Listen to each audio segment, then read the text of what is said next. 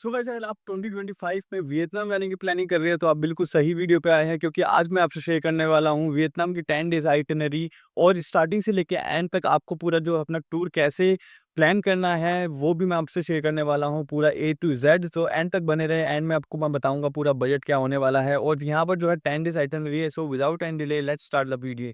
तो सबसे पहला स्टेप आता है आपको ये डिसाइड करना होगा कि आपको नॉर्थ टू साउथ जाना है या साउथ टू नॉर्थ जाना है, क्योंकि जब आप वीज़ा फॉर्म अप्लाई करते हो आप अपना, तब आपको बताना पड़ता है कि आपको कौन से एयरपोर्ट से आप एंट्री लोगे और कौन से एयरपोर्ट से आप एग्जिट लोगे।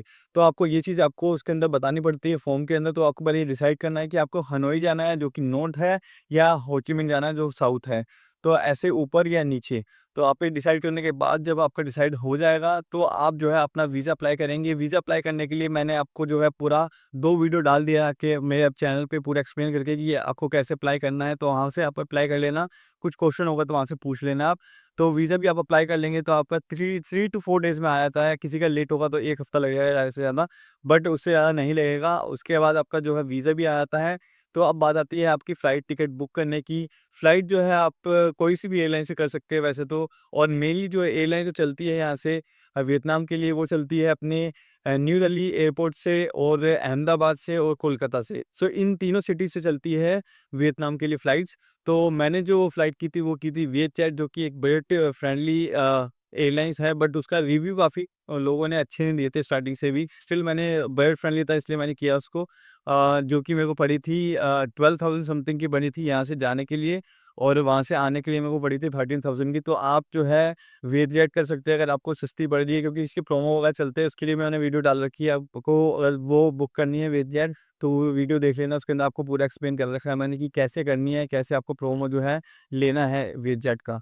और बाकी दूसरी आप एयरलाइन करेंगे तो आपको वो भी इतने की पड़ेगी। अगर अप डाउन देखे हुए आप सिंगल बंदे का तो 27 के आस-पास पड़ जाएगा और विएटजेट में मेरे को 25 पड़ा था।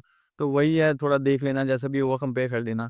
फ्लाइट बुक हो जाती है। फ्लाइट के बाद आपको सीधा अपना जो है पासपोर्ट लेके अपने वीज़ा जो आपका आ जाएगा उसको प्रिंट आउट करके आपको पहुँच जाना है अपना एयरपोर्ट। और जब आप इमिग्रेशन पे पहुँचेंगे वियतनाम के, तो वहाँ पर आपसे वैसे तो कोई क्वेश्चन नहीं पूछता। अगर पूछता भी है तो आपको सारी चीज़ें आपके पास होनी चाहिए कि मेरे को यहाँ से यहाँ जाना है, पूरी आइटनरी आप उसको समझा सकते हो, बता सकते हो, बताओ कुछ है। बाकी कोई क्वेश्चन नहीं होता है क्योंकि ये बहुत ज़्यादा टूरिस्ट फ्रेंडली कंट्री है। यहाँ पर कोई क्वेश्चन नहीं करते। आपका सिंपल लेंगे पासपोर्ट और सीधा लगा देंगे। आपका फर्स्ट टाइम भी होगा तो, क्योंकि मेरा भी फर्स्ट टाइम था और मैं सोलो ट्रैवल कर रहा था, तो मेरे को थोड़ा-सा डर तो भाई सबको लगता ही है। बट मैं गया तो पूरा मैंने दिया अपना पासपोर्ट। उसने उन्होंने पूछा कि क्या करने के लिए आए हो? यहाँ से जाते उसमें जो इमिग्रेशन था ऑफिसर था इंडियन वाला, तो उसने पूछा था खाली। मैंने बोला बस भाई टूरिज़्म के लिए जा रहा हूँ, तो बस खत्म हो गई बात। वहाँ पर तो उसने खाली लिया स्टैम्प मार दी बस। तो कुछ भी क्वेश्चन नहीं पूछे, तो ज़्यादा कुछ सीन नहीं होता इमिग्रेशन पे। तो बात करते हैं कि आपका 1 दिन का खर्चा कितना आएगा वियतनाम के अंदर। सो सबसे पहले तो आपका जो फूड का खर्चा आएगा वो आएगा ₹1000 1 बंदे का।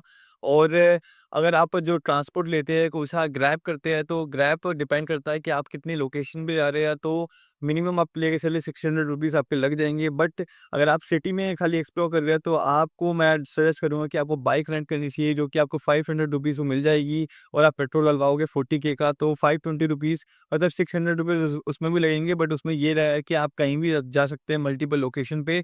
आप अगर जब ग्रैब करते हैं तो ग्रैब के अंदर जितनी लोकेशन बढ़ेगी उतना आपका प्राइस बढ़ेगा। तो ₹1000 भी हो सकता है, 1200 भी हो सकता है।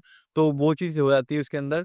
तो ये है आपका खर्चा। और जो जितने भी टिकट्स वगैरह है वो मैंने अपनी आइटनरी के अंदर डाल दिए, उसके रेट भी डाल दिए। तो वो आइटनरी मैं आपको बहुत ही नॉमिनल प्राइस पे आपको प्रोवाइड कर दूँगा। आप मेरे इंस्टा पे आके मेरे को सिंपली मैसेज करना, वहाँ पे मैं आपको 10 डेज़ की अपनी आइटनरी दे दूँगा। और यही आइटनरी मैं आपसे यहाँ पर शेयर करने वाला हूँ इस वीडियो के अंदर। और बात करते हैं करेंसी एक्सचेंज की। करेंसी एक्सचेंज के अंदर गाइस आप सिंपली क्या कर सकते हैं कि आप अपनी होम कंट्री से डॉलर लेके जाएँ, क्योंकि डॉलर का रेट जो होता है वो बहुत अच्छा मिलता है वीएनडी का वहाँ पर वियतनाम के अंदर। तो यहाँ से आप जो है डॉलर लेके जा सकते हैं। और या तो अपना फॉरेक्स कार्ड ले सकते हैं। फॉरेक्स कार्ड के अंदर आप ले लीजिए, अपना अमाउंट जितना भी होता है वो लेके जा सकते हैं। और बाकी आप जो है अपना डेबिट कार्ड भी लेके जा सकते हैं, कि काफ़ी बैंकों के जो डेबिट कार्ड है वहाँ पे चल जाते हैं, क्रेडिट कार्ड भी चल जाते हैं। जैसे ग्रैब की ऐप है उसके अंदर आप जो है अपना डेबिट कार्ड लगा देंगे तो आपके जो पैसे जो है ऑटोमेटिकली उसमें से कट जाते हैं।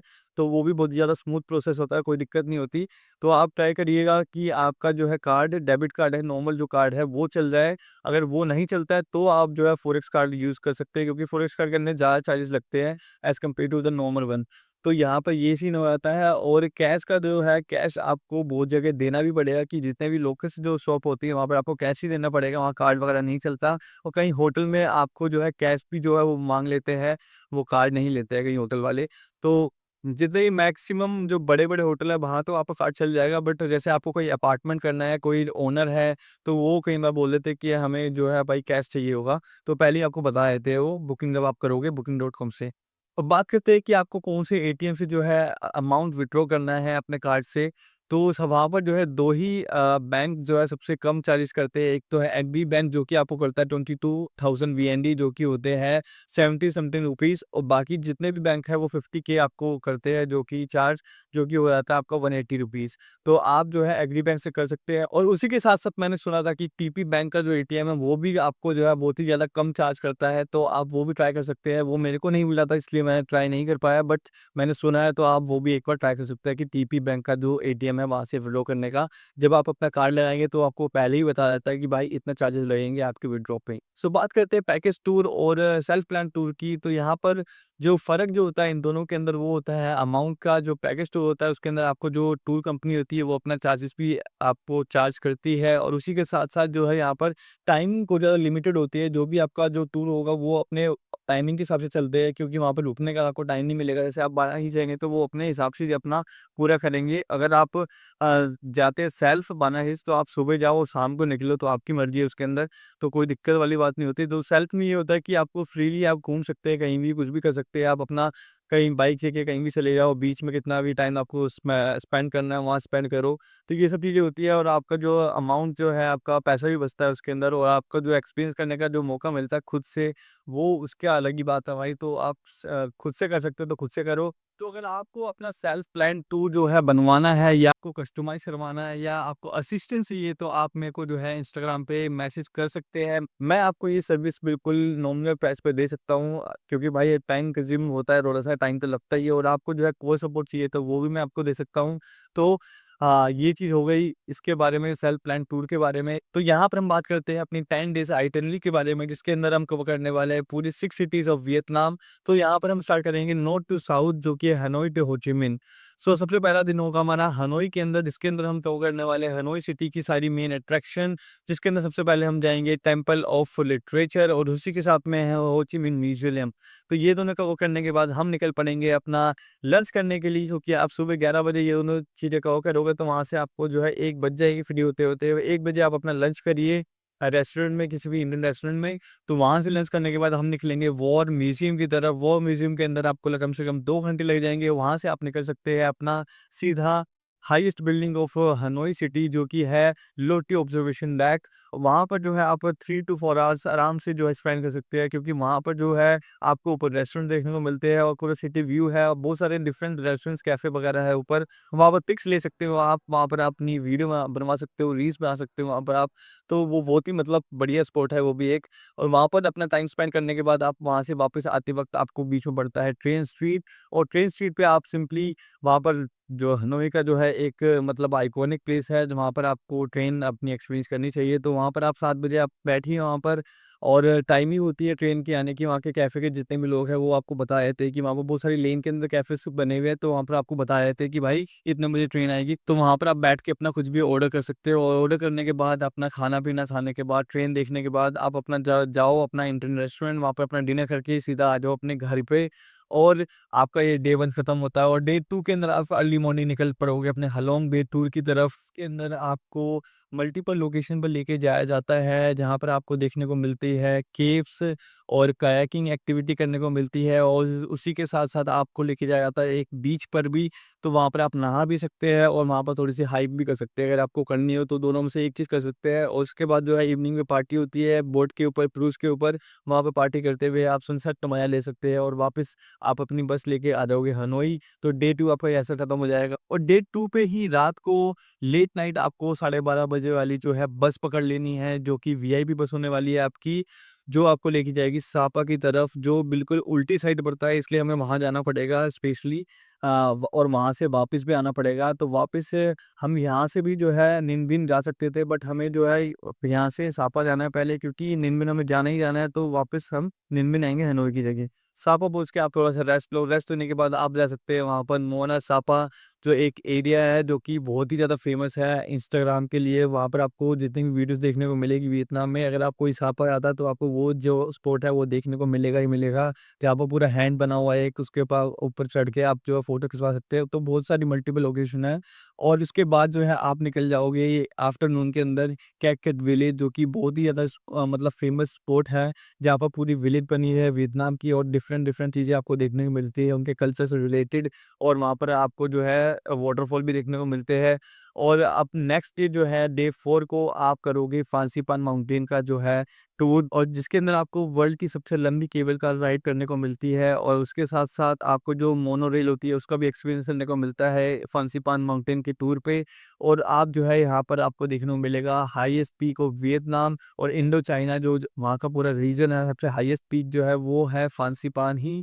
तो वहाँ पर आपको पूरा भाई व्यू देखने को मिलता है और बहुत ही अलग ही फीलिंग आती है। पूरा जो एरिया है वो बादलों में ढका रहता है, तो फांसीपान तो आपको करना बनता है अगर आप वियतनाम जा रहे हैं तो।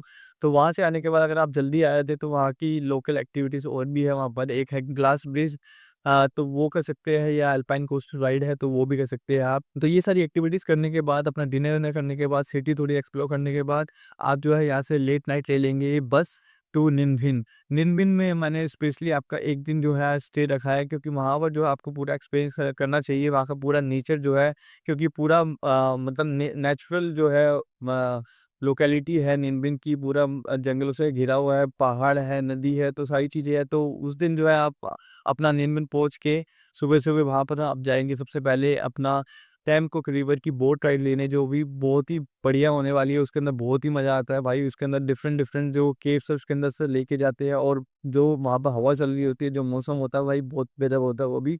वहाँ से निकलने के बाद आप जाओगे हांग मुआ केव, जो कि एक बहुत ही बड़ी केव है, और उसके साथ एक पहाड़ पे वहाँ पर जो है एक लाइन ड्रैगन बना हुआ है, तो आप वहाँ पर भी चढ़ सकते हो।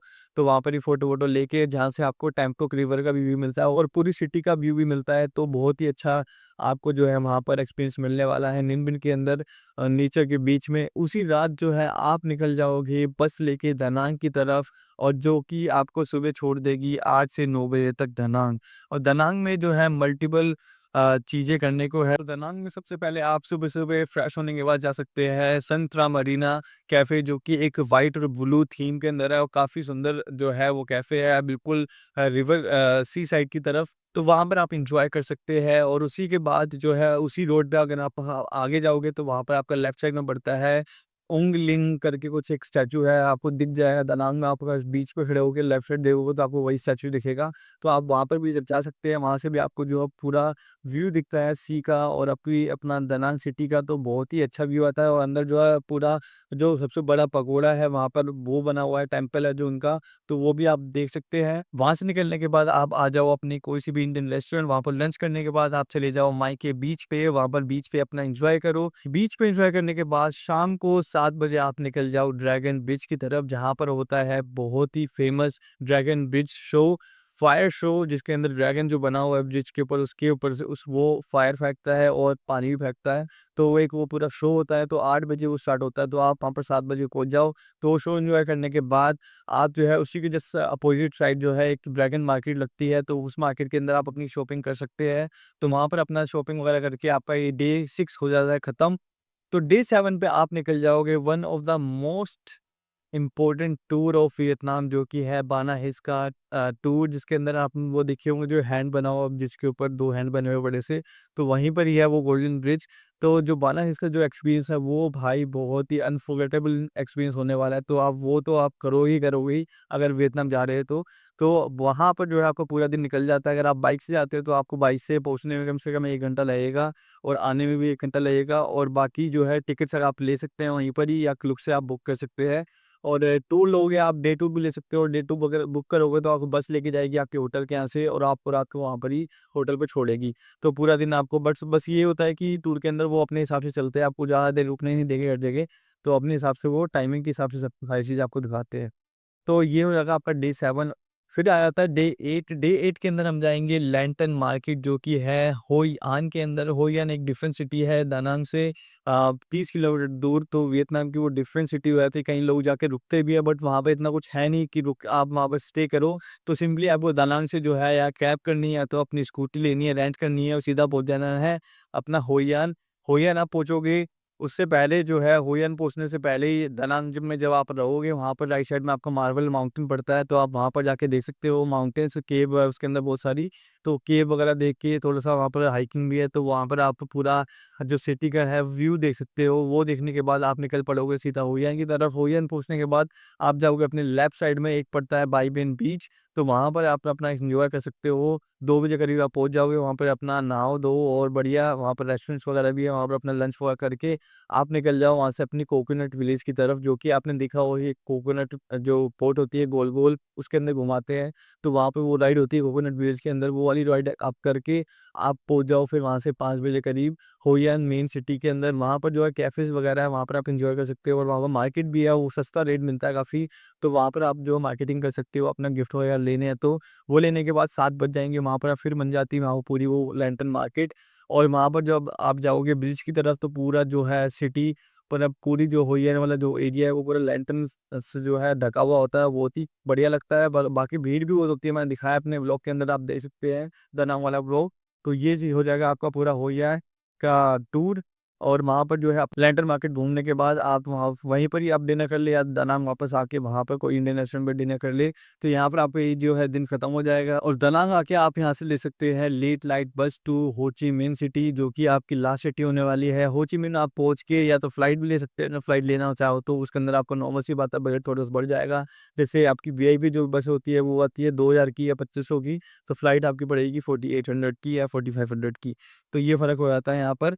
और बट टाइमिंग बच जाती है, टाइम बच जाता है। तो नेक्स्ट डे आप पहुँच जाते हो डे 9 पे हो ची मिन सिटी। हो ची मिन सिटी के अंदर सबसे पहले दिन आप जो है कवर करोगे हो ची मिन की मेन सिटी की जो अट्रैक्शन है, मेन अट्रैक्शंस है वो कवर करोगे, जिसके अंदर तो सबसे पहला जो डेस्टिनेशन वो आती है नॉर्थ फोंग चर्च, और उसी के पास में है साइगोन पोस्ट ऑफिस, जो कि बहुत ही पुराना बनाया हुआ फ्रेंड्स द्वारा। तो वहाँ का जो आर्किटेक्चर है उसकी वजह से वो बहुत ज़्यादा फेमस है, तो वो भी एक मतलब वेटिंग पॉइंट है। तो और बिल्कुल सिटी का बिल्कुल सेंटर एरिया है, तो वहाँ पर जा सकते हैं आप। तो पोस्ट ऑफिस और ये चर्च देखने के बाद आप निकल पड़ोगे इंडिपेंडेंस पैलेस देखने के लिए। वहाँ पर भी आप जो है पूरा अच्छा टूर ले सकते हैं, और वो लेने के बाद आप उसके जस्ट पीछे कम से कम 500 मीटर दूर होगा, वहाँ पर आप जा सकते हैं वॉर म्यूजियम के यहाँ पर। वॉर म्यूजियम के अंदर जितना भी वियतनाम वॉर हुआ था उसके बारे में पूरी डिटेल देखने को मिलेगी आपको। बहुत ही ब्रूटल जो जितनी भी डिटेल्स है वो देखने को मिलेगी, जो इंटरनेट पे आपको देख मतलब डाल ही नहीं सकता कोई। इतनी ब्रूटल जो है हिस्ट्री है वियतनाम वॉर की, वो आपको वहाँ पर बिल्कुल क्लोज से देखने को मिलेगी। लंच करने के बाद सिटी सेंटर ये वाला एरिया थोड़ा-सा एक्सप्लोर करो, और वहाँ से आप जाओ लैंडमार्क 81, जिसके 75th फ्लोर पे शायद से एक कैफ़े है, वहाँ पर या तो आप एन्जॉय कर सकते हो अगर आपको पूरा सिटी व्यू लेना है, या आप पूरा टिकट लेके आप जो है बिल्कुल टॉप पे जा सकते हैं 81th फ्लोर पे, जहाँ पर आपको पूरा सिटी का व्यू देखने को मिलता है, जैसे हनोई सिटी के अंदर देखने को मिलता है। तो यहाँ पर आप कोई सी भी एक चीज़ इसके अंदर मतलब डिसाइड कर सकते हैं अगर करना चाहें तो, क्योंकि दोनों में यही है कि हनोई में हनोई का पूरा मतलब सिटी व्यू मिलता है और वहाँ पर आपको हो ची मिन सिटी का। तो उसके बाद जो है आप करोगे अपना वाटर बस एक्सपीरियंस, जो कि आपको वो 15 के ओनली मतलब ₹35 की टिकट मिलती है। तो आप जो वहाँ पर रिवर जो है हो ची मिन की, तो वहाँ पर जो है बोट चलती है, एक वाटर बस बोलते हैं इसको, तो उसकी राइड ले सकते हो और बहुत ही मतलब बढ़िया लगता है। रात के टाइम पूरी लाइट वाइट जल रही होती है, पूरी सिटी अलग ही लगती है।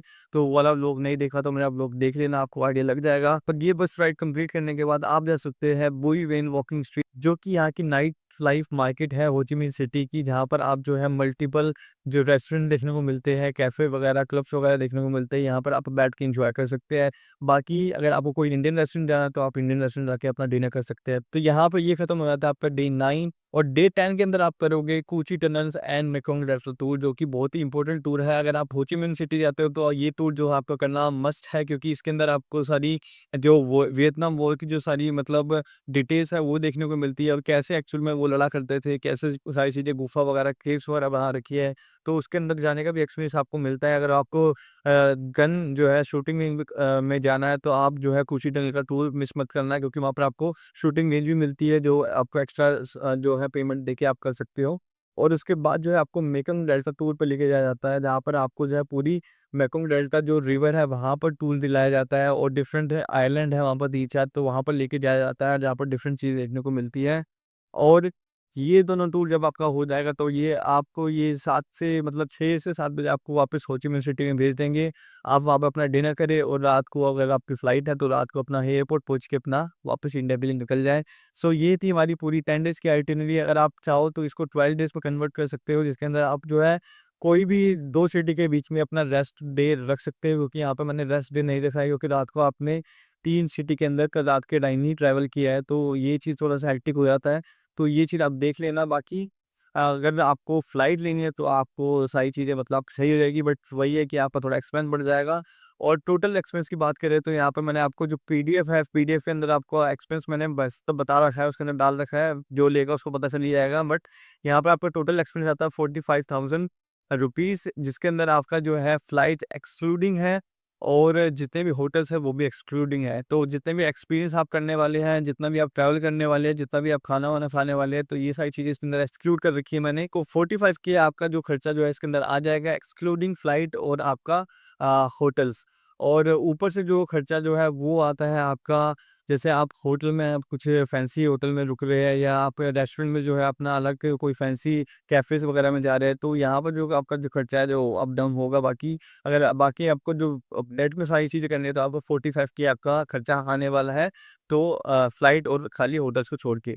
सो आई होप आपको ये वीडियो अच्छा लगा होगा। अगर आपको वीडियो अच्छा लगा है तो प्लीज़ लाइक एंड कमेंट, और आपको ये आइटम नहीं चाहिए तो आप इंस्टाग्राम पे नो कमेंट कर देना, और 7 डेज़ आइटम ही चाहिए तो 7 डेज़ आइटम ही लिख देना, उसको मैं फ्री में आपको शेयर कर दूँगा। तो आपसे मैं मिलूँगा नेक्स्ट वीडियो में। Till then bye bye, take care.